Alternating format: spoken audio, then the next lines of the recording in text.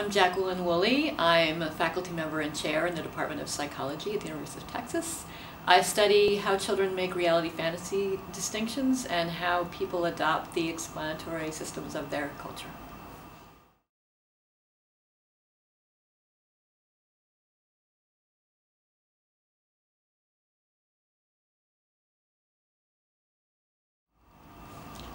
Okay, regarding whether people get more or less religious with age, I think that what happens is that children come to adopt the dominant explanatory systems of their cultures.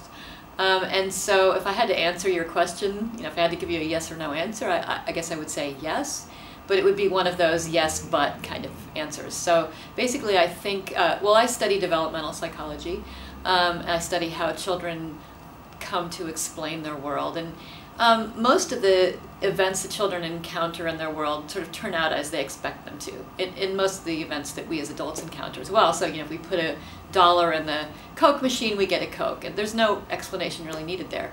But if we put $1 in the Coke machine and we get, say, a bottle of water, or we get a candy bar, or maybe even a hamburger, or maybe you could even imagine a situation in which we put $1 in the candy machine and we get a horse comes out.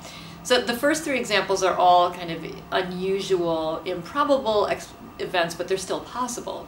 And these are the kinds of events that children really need to explain. So events that don't turn out quite the way that you thought that they would. But at the same time, children also encounter impossible events, like in storybooks and movies, and so they need to explain those kinds of events too.